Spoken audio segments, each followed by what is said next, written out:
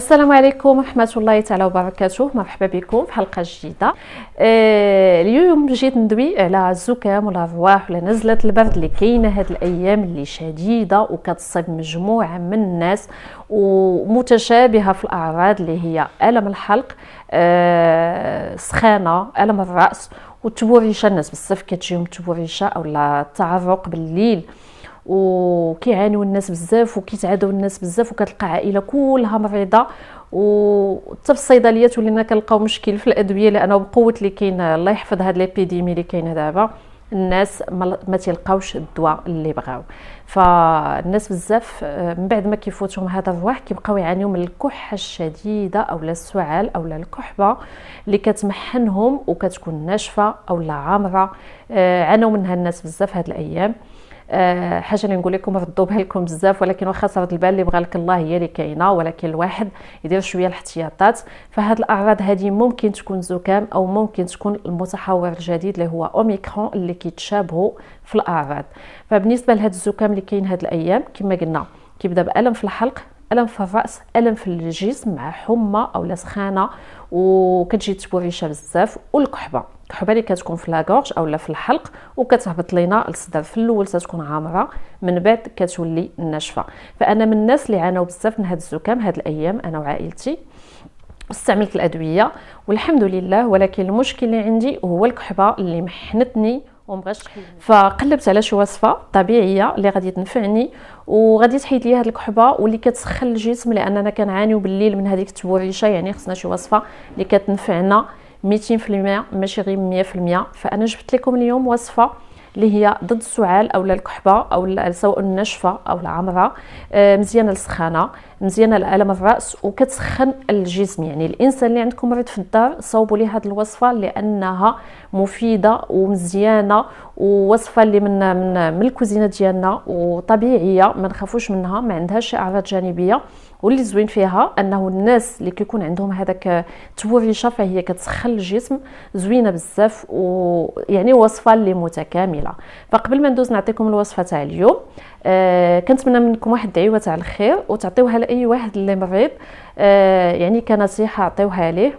وحاجه واحده اخرى بغيت نقول لكم، ما تنساوش جيم الفيديو باش الفيديو يوصل لاكبر عدد ديال الناس، وبارطاجيوه الله يجازيكم بخير باش يوصل لاكبر عدد الناس ويستافدوا من هذه الوصفه ويتشافوا بها ان شاء الله. فدابا ندوزو نصاوبوا الوصفه ديالنا اليوم. بسم الله. فبالنسبه لاول مكون عندي في هذه الوصفه ديالتي اليوم اللي هو البصله، والبصله اللي خصها تكون حمراء. فالبصله واخا نقول لكم التنعيه فالفوائد ديالها كثيره. البصل كيحتوي على واحد النسبه عاليه ديال لا فيتامين سي، الشيء اللي كيخليه كيقوي لنا المناعه، وكيلعب البصل واحد الدور مهم في حمايه الجهاز التنفسي. ومن الفوائد ديالو انه بمثابه مطهر عام للجهاز التنفسي ديالنا، وكيقضي على البكتيريا اللي كتسبب العديد من الامراض.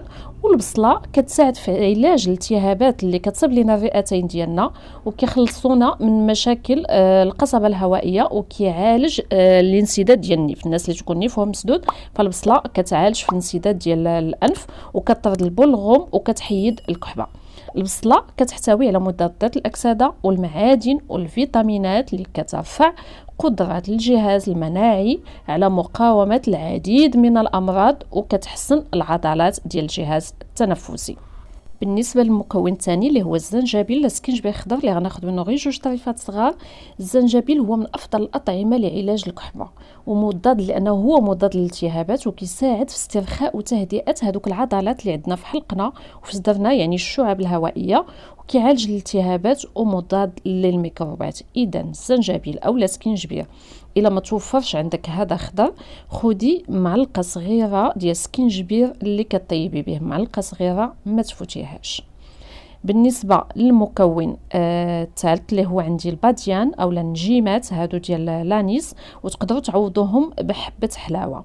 بالنسبه للمكون هذا اللي غادي نضيف دابا اللي هو الثومه شي حاجه اللي رائعه للكحبه وللسعال. فالثومه كتعتبر مضاد قوي للبكتيريا، هي بحال شي انتيبيوتيك، مضاد قوي للبكتيريا والفيروسات، وكيساعد على علاج الالتهابات الرئويه. الا كانوا عندك التهابات في الرئه ديالك فالثومه قادره باش تداويها، وكتحمي لنا الرئه ديالنا وكتقتل البكتيريا وكتحيد لنا البلغم، وكتعاون باش كنهبطوا بها السخانه اللي كتكون طالعه لينا.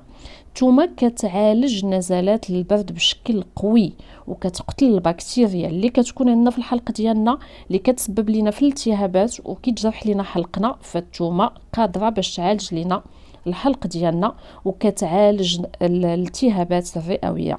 اذا الثومه غذاء متكامل او لا علاج متكامل للرئتين ديالنا، للشعب الهوائيه وحتى الحلق ديالنا الا كان مجروح وملتهب. فهنايا خديت تقريبا 6 الفصوص ديال الثوم اللي استعملت في هذه الوصفه. وهنايا عندي ملك معالجات الالتهابات ديال البرد اللي هو الحامض او ليمونه حامضه. الحامض كيحتوي على واحد النسبه عاليه بزاف من لا فيتامين سي ولا فيتامين بي، وهو منشط قوي للمناعه ديال الجسم. فبلا النزلات تاع البرد فالليمون تقدروا تاخذوا الليمون معصور مع الماء كل صباح مع الماء دافي، فهو مقوي للجسم ديالنا ومنشط للمناعه. الناس اللي كيعانيوا من نقصان المناعه فالليمون هو خير علاج المناعه ديالنا. فالليمون في هذه الوصفه هذه الدور ديالو هو مطهر للحلق ومنشط لخلايا الجسم، وكيطرد السموم اللي كتكون عندنا في الجسم ديالنا وكيخلص الجسم منها، وكيعاون الجسم لانه هو فيه كما قلت لكم كميه كبيره ديال لا فيتامين سي، في كيعاون الجسم ديالنا باش كيمتص الحديد وكينشط الكبد. فحتى الناس اللي عندهم فقر الدم فخصهم ياخذوا الليمون مع الماء دافي يوميا باش يعاونوا الجسم باش يمتص لهم الحديد. فهنا كيف ما شفتوا خديت ليمونه حامضه وحده، نقيتها، غادي نحيد لها العظم اللي فيها لان العظم كيعطينا واحد المذاق مر الا بقى في الوصفه، وكنقطعوها طريفات صغار. وكيف ما شفتوا انا هاد المكونات كلهم درتهم في كاسرونه، وغادي نزيد عليهم 2 كيسان ديال الماء كبارين، هنا كبر من الكيسان ديال العنبه، هادو الكيسان ديال الماء، وغادي نوضع الكل على النار ونقص عليهم ونغطيهم. وفي الجهه الاخرى كيف ما كتشوفوا تما عندي الحساء ديال الشعير اولا البلبوله اولا التشيشه، كل واحد كيف كيقول لها، ما ضفت لها حتى شي حاجه، فقط مليحه. فانتوما كتعرفوا الشعير والاهميه ديالو للجسم ديالنا والدور ديالو في تقويه المناعه. فهاد النزلات تاع البرد علاش كيجيونا صعاب او حتى المتحور اوميكرون؟ لان المناعه ديالنا كتهبط وكيتغلبوا علينا، وحنا كنحاولوا نقووا المناعه ديالنا بهاد المكونات هادو. هنا كيف ما كتشوفوا زدت 2 حبيبات ديال القرنفل فقط، وغادي نضيف 2 معالق كبار ديال زيت الزيتون. فكيبقى لكم الاختيار تزيدوهم دابا او حتى توجد لكم الوصفه وتزيدوا زيت الزيتون. صافي، وكنغطي عليهم وكنخليهم حتى كيطيبوا، وكتنقص ليا كميه الماء الى الربع. صافي، وكنستمر في الطياب ديال البلبوله ديالي عفوا، وكنخليها حتى كطيب على خاطرها. هنايا كيف ما كتشوفوا انا طابوا ليا هذوك المكونات اللي درت ديال الوصفه ديالي، والما نقص بقى منه غير الربع ديالو. صافي، غادي نحيد هذيك الباديانه، وغادي نحيد دوك الحبيبات تاع القرنفل، وغادي نحيد القطع ديال الحامض لان اصلا طلق داكشي اللي فيه الحامض، والا طحنتو كيبقاو هذوك داك الجليدات ديالو كيديرونجيونا ملي كنبغيو ناخذوا الوصفه.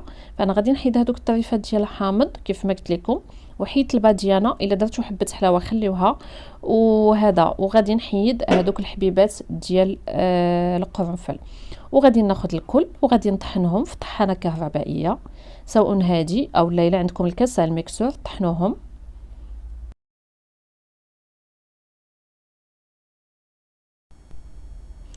صافي، هنا من بعد ما طحنت الوصفه ديالتي غادي ناخذ زلافه من هذاك الحساء. حاجه اللي بغيت نقول لكم، الناس اللي ما كياخذوش الشرب او الحساء ديال الشعير، واخا كنقول لكم خذوه راه زوين ولو ما يعجبكمش مذاقه، فهو صحي بزاف ومفيد للجسم ديالنا. فهنا كيف ما كتشوفوا خديت زلافه ديال الحساء وزدت عليها تقريبا واحد نص كاس من هذيك الوصفه اللي صاوبت. وكما قلت لكم الناس اللي مبغوش البلبوله ديال الشعير ياخذوا كاس ديال الماء دافي ويزيدوا عليه هذا الخليط وهو ساخن. فانا هذا الخليط ما غاديش ناخذه كامل، غنحتفظ به في قرعه في الثلاجه، ونبقى كل صباحيه نديرو مع البلبوله الشعير اولا مع كاس ديال الماء اللي يكون ساخن اولا مع البلبوله ديال الشعير. بقاو تاخذوه حتى تحسوا براسكم بديتوا كتحسنوا. فمن النهار الاول كتحسوا بتحسن ملحوظ. فانا خديتها مع البلبوله الشعير، وكنقول لكم نتوما بغيتوا تاخذوها مع البلبوله خذوها، ما بغيتوش ديروها مع كاس ديال الماء دافي. والله يشافي الجميع. كنتمنى تكونوا استفدتوا من الوصفه ديالنا اليوم، وكنتمنى انكم تبارطاجيوها مع اي واحد مريض. فالطريقه كيفاش تستعملوها كيف ما شفتوا انا خلطتها مع البلبوله، ولكن تبقى لكم الاختيار. ممكن ديروها غير مع كاس واحد جوج معالق كبار من هذاك الخليط اللي صوبنا مع كاس ديال الماء دافي. خذوا كاس بالليل قبل ما تنعسوا، وكاس في الصباح ملي تفيقوا من النعاس. ما تخافوش منها، ما كضر لا في المعده لا في حتى شي حاجه. وصفه كيف ما قلت لكم اللي مغذيه وكتداوي ومتكامله. فكنقول لكم شكرا بزاف، ونتلاقاو في حلقه مقبله ان شاء الله. الله يعاونكم.